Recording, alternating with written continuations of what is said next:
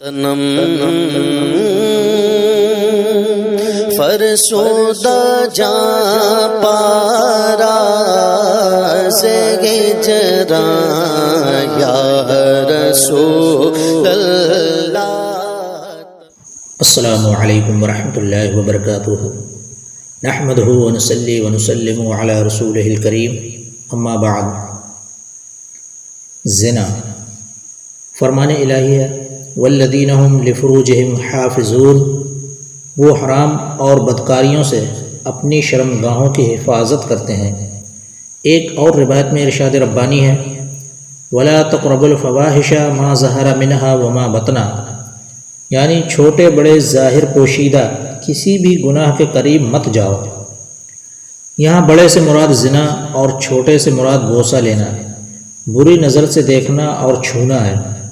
چنانچہ حضور صلی اللہ علیہ وسلم کا ارشاد مبارک ہے، ہاتھ زنا کرتا ہے، پیر زنا کرتے ہیں اور آنکھیں زنا کرتی ہیں۔ فرمان الہی ہے، قل للمؤمنین یغضوا من ابصارہم ویحفظوا فروجہم ذلک ازکی لکم، مومنوں سے کہہ دیجئے اپنی آنکھیں بند کر لیں اور اپنے شرمگاہوں کی حفاظت کریں۔ اللہ تعالیٰ نے مسلمان مردوں اور عورتوں کو حکم دیا ہے کہ وہ حرام کی طرف نہ دیکھیں اور اپنے شرمگاہوں کو ارتکاب حرام سے محفوظ رکھیں۔ اللہ تعالیٰ نے متعدد آیات میں زنا کی حرمت بیان فرمائی ہے۔ ایک جگہ ارشاد ربانی ہے، وَمَنْ يَفْعَلْ ذَلِكَ يَلْقَى أَثَامًا، جو شخص زنا کرتا ہے اسے اسام میں ڈالا جائے گا۔ اسام کے متعلق کہا گیا ہے کہ جہنم کی ایک وادی ہے۔ بعض علماء نے کہا ہے کہ وہ جہنم کا ایک غار ہے، جب اس کا منہ کھولا جائے گا تو اس کی شدید بدبو سے جہنمی چیخ اٹھیں گے۔ زنا میں 6 مصیبتیں ہیں۔ بعض صحابہ کرام رضوان اللہ تعالی علیہم اجمعین سے مروی ہے، زنا سے بچو، اس میں 6 مصیبتیں ہیں، جن میں سے 3 کا تعلق دنیا سے ہے اور 3 کا آخرت سے۔ دنیا میں رزق کم ہو جاتا ہے، زندگی مختصر ہو جاتی ہے اور چہرہ مسخ ہو جاتا ہے۔ آخرت میں خدا کی ناراضگی، سخت پرسش اور جہنم میں داخل ہونا ہے۔ روایت ہے کہ حضرت موسیٰ علیہ السلام نے زانی کی سزا کے بارے میں پوچھا تو رب تعالیٰ نے فرمایا، میں اسے آگ کی زرہ پہناؤں گا، وہ ایسی وزنی ہے کہ اگر بہت بڑے پہاڑ پر رکھ دی جائے تو وہ بھی ریزہ ریزہ ہو جائے گا۔ کہتے ہیں ابلیس کو 1000 بدکار مردوں سے ایک بدکار عورت زیادہ پسند ہوتی ہے۔ مصابیح میں ارشاد رسول اکرم صلی اللہ علیہ وسلم ہے، جب بندہ زنا کرتا ہے تو اس کا ایمان نکل کر اس کے سر پر چھتری کی طرح معلق ہو جاتا ہے، اور جب وہ اس گناہ سے فارغ ہو جاتا ہے تو اس کا ایمان پھر لوٹ آتا ہے۔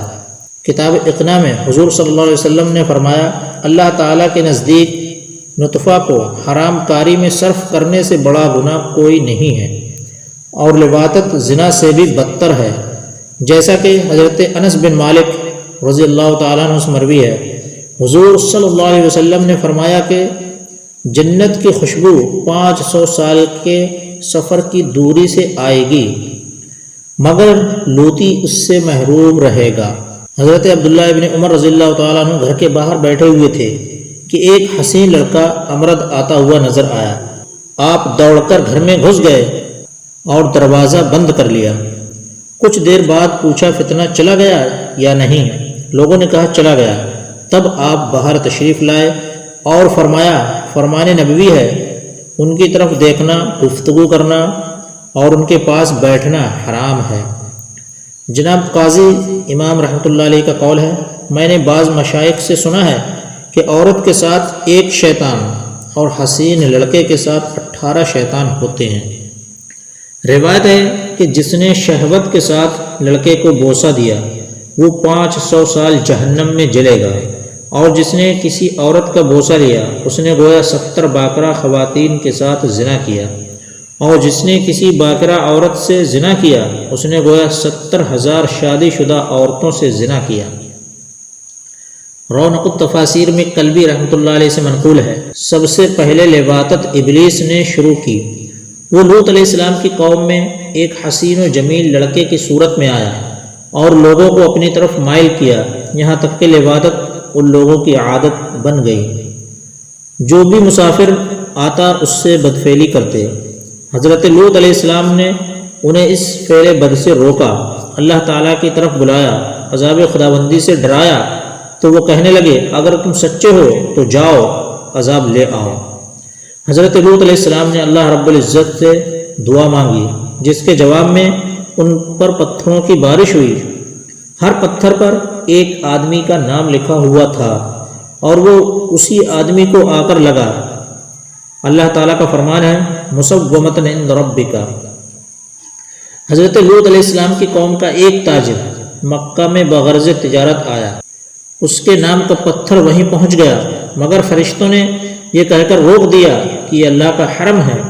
چنانچہ 40 دن یہ پتھر حرم کے باہر زمین و آسمان کے درمیان معلق رہا، یہاں تک کہ وہ شخص تجارت سے فارغ ہو کر مکہ معظمہ سے باہر نکلا اور وہ پتھر اسے جا لگا، جس سے وہ ہلاک ہو گیا۔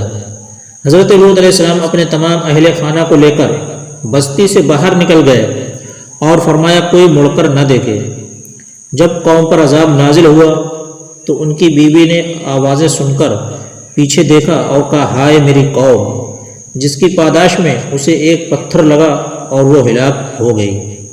مجاہد کہتے ہیں جب صبح قریب ہوئی تو حضرت جبریل نے ان بستیوں کو پروں پر اٹھا لیا اور اتنی بلندی تک لے گئے کہ آسمان کے فرشتوں نے ان کے کتوں کو بھونکتا اور مرغوں کی بانگوں کو سن لیا۔ اس وقت یہ بستیاں الٹ دی گئیں، سب سے پہلے ان کے مکانات گرے، پھر وہ خود اوندے منہ زمین پر آ گرے اور ان پر پتھر برسائے گئے۔ کہتے ہیں یہ 5 شہر تھے جن میں سب سے بڑا سدوم کا شہر تھا، ان شہروں کی آبادی 4 لاکھ تھی۔ اللہ تعالیٰ نے انہیں سورہ برات میں موتفقات کے نام سے یاد کیا ہے۔